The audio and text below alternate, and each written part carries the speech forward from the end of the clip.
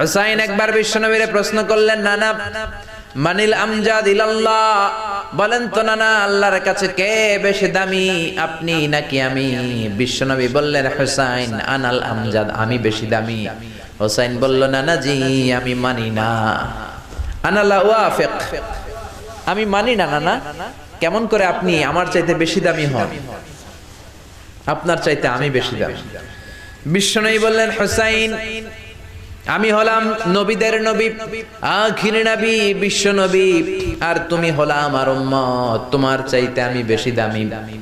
হুসাইন বলে, নানা জি আপনি ভুল বললেন, আপনার চাইতে আমি হুসাইন বেশি দামি। সুবহানাল্লাহ কইবেন না? বিশ্বনবী বললেন, কাইফা যালিক, কেমন করে এটা? হুসাইন বলল, নানা জি তাহলে বলেন তো আপনার আব্বার নাম কি? বিশ্বনবী বললেন, আমার আব্বার নাম হলো আব্দুল্লাহ। কি নাম? হুসাইন বলেন, আনা খালি আব্দুল্লাহ, লাইসা ক্বাবলাহু ওয়ালা বা'দাহু শাই। খালি আব্দুল্লাহ, সামনেও কোনো টাইটেল নাই, পিছনেও কোনো টাইটেল নাই। আমার আব্বার নাম আপনি জানেন নাকি? আমার আব্বা হলো শেরে খোদা, দুনিয়ার সব কাফির মুশরিকদের জন্য আল্লাহ আমার আব্বারে বাগ বানিয়ে পাঠিয়েছে। আমার আব্বা সাধারণ কোনো মানুষ নয়, বিশ্ব নবীর মেয়ের জামাই।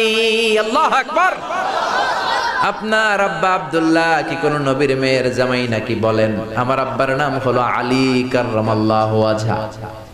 বিষ্ণু বললেন, তাই তো, আসলে তো তোমার আব্বা বেশি দামি। আবার হুসাইন প্রশ্ন করলেন, নানা বলেন তো আপনার আম্মার নাম কি?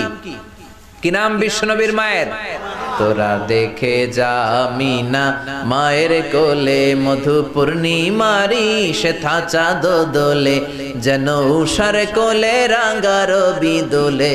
তোরা দেখে যা আমিনা মায়ের কোলে, কুল মখলুকে আজি ধ্বনি ওঠে কে এলোই, কালিমা শাহাদাতের বাণী ঠোঁটে কে এলোই, পড়ে দুরুদ ফেরেশতা বেহেশতের দুয়ার খোলে। তোরা দেখে যা আমিনা মায়ের কোলে। আল্লাহু আকবার। বিশ্বনবী বললেন, আমার মায়ের নাম আমিনা। হুসাইন বলল, নানা জি আপনার মায়ের নাম যদি আমিনা হয়, জেনে রাখেন আমার মায়ের নাম হলো ফাতিমা, সাইয়্যিদাতুন নিসাই আহলিল জান্নাহ। জান্নাতে সর্বপ্রথম যেই মহিলাটা ঢুকবেন, ওই মহিলাটা হলো আমার আম্মা জান ফাতিমা।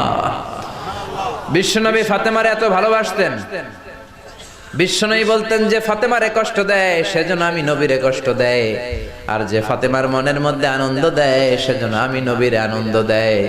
বিশ্বনবী কোন সফরে গেলে সবার শেষে ফাতেমার সাথে দেখা করে বের হতেন, আবার সফর শেষ করে বাড়িতে আসার সময় সবার প্রথম ফাতেমার সাথে দেখা করতেন।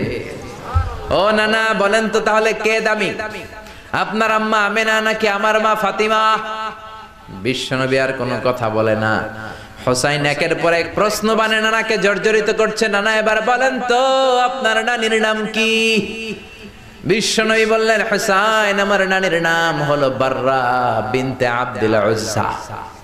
হুসাইন বলে, না না আপনার নানি বাররা রে কেউ চিনে না। চিনেন আপনারা? অনেকে জানেই না, ওই যে কয় নসিনি, আরা নসিনি দে, আমরা চিনি না বাররা বিনতে আব্দুল উজ্জা। হুসাইন বলে, না না আপনার নানিরে তো কেউ চিনে না, বাররা নামটা কারো মুখস্থ নাই। আমার নানির নাম আপনি জানেন নাকি? আমার নানির নাম হলো খাদিজাতুল কুবরা আত-তাহেরা। একটা মহিলাকে আরশের উপর থেকে আল্লাহ সালাম জানিয়েছেন, ওই মহিলাটাই আমার নানি খাদিজা। বিশ্বনবী খাদিজারে এত ভালোবাসতেন, বিশ্বনবী বলতেন, আল্লাহ কিয়ামতের দিন যখন কেউ কাউরে চিনবে না, ওই কঠিন দিনে আমি যেন আমার প্রাণের খাদিজারে ভুলে না যাই। খাদিজা ইন্তেকালের পরে বিশ্বনবী নিজ হাতে দাফন কাফন করলেন, কবরের সামনে দাঁড়িয়ে দোয়া করলেন। দোয়ার পরে সব সাহাবীরা ঘরে ফিরে যায়। আবু বকর বললেন, নবী চলেন ঘরে ফিরে যাই, দাফন শেষ, কাফন শেষ, দোয়াও শেষ। বিশ্বনবী বললেন, না আবু বকর আমি যাব না, তুমি যাও, আমি কবরের সামনে দাঁড়িয়ে থাকবো। যেই মহিলাটাকে এই কবরের মধ্যে আমি শোয়ালাম রে আবু বকর, এই মহিলাটা সাধারণ কোন মহিলা নয়, আমার বিপদের দিনের সঙ্গিনী খাদিজা।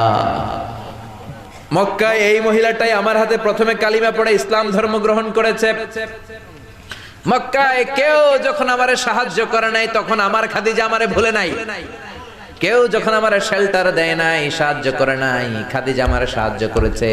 মক্কার লোকেরা 3 বছর শিয়াবে আবি তালেবে আমার জেলের মধ্যে রেখেছিল। আমার কলিজার টুকরা বিবি খাদিজা ওই জেলখানার ভিতরে আমার সাথে ছিল।